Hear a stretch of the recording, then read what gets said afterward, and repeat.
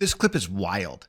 AOC has become even more of a radical, if that's possible. Instead of just defending illegal immigration, she's accusing ICE of being criminals themselves. She claims they're targeting U.S. citizens and violating constitutional rights and operating above the law. And of course, she drags in race, Trump, January 6th, just to make her point. It's a full-blown narrative spin, and you've got to see how far she takes it. This is Andy with TrendingPolitics.com. Hit like, subscribe, and let's get into this one.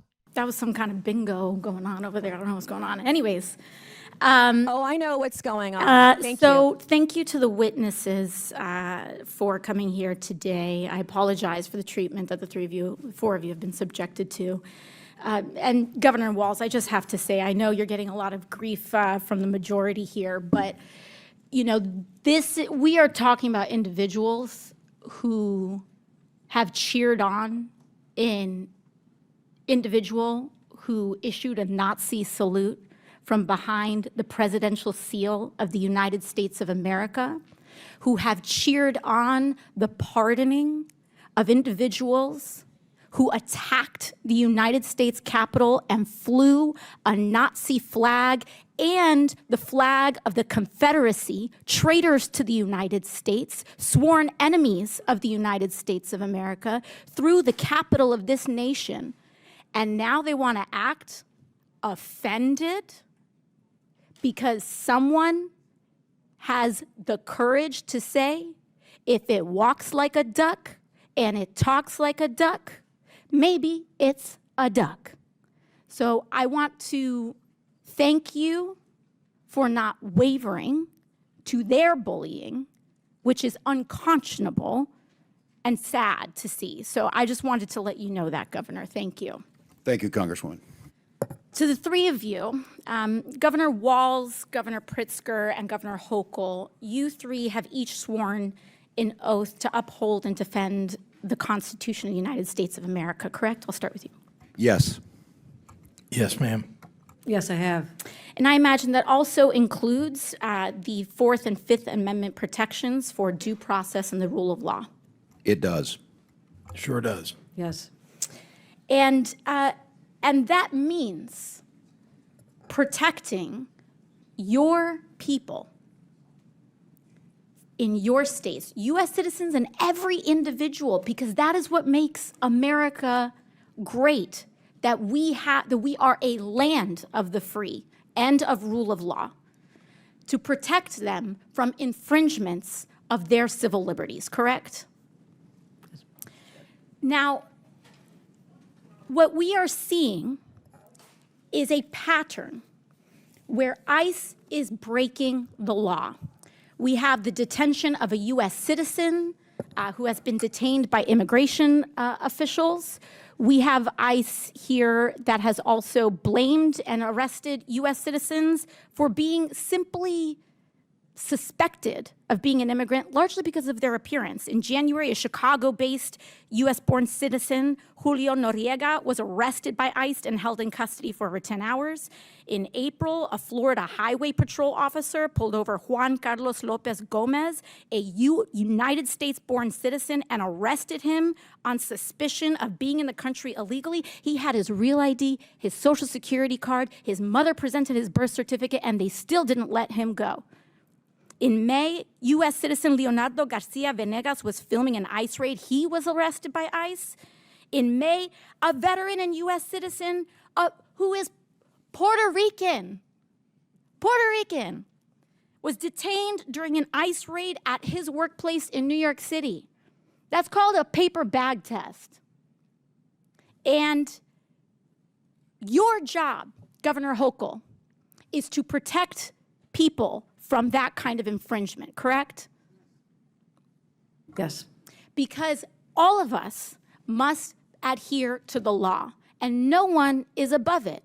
So if a U.S. citizen tries to break the law, or if an ICE officer tries to break the law, your job is to uphold the law, correct? We absolutely uphold the laws of the United States Constitution and the Constitution of the state of New York.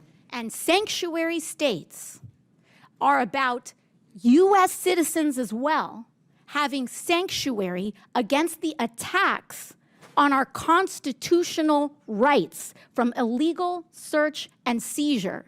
There is nothing preventing ICE from issuing a warrant and you having complete compliance with their request. Correct, Governor Hochul? We comply in cases where there's been criminal activity alleged. Yes, we always do. But we're not involved in civil immigration enforcement because our state police that I control have to deal with other crimes that they're Yes. solving. And apologies, I preventing. just have 10 seconds left.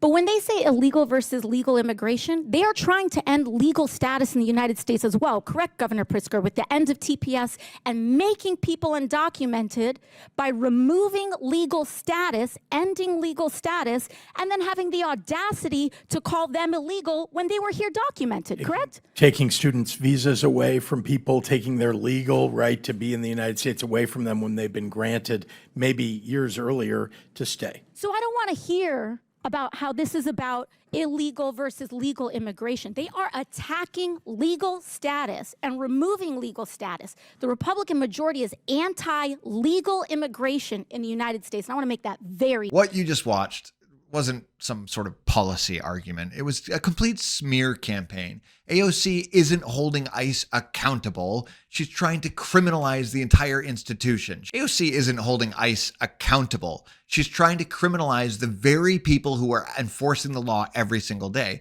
She didn't present a single piece of evidence of some systemic problem.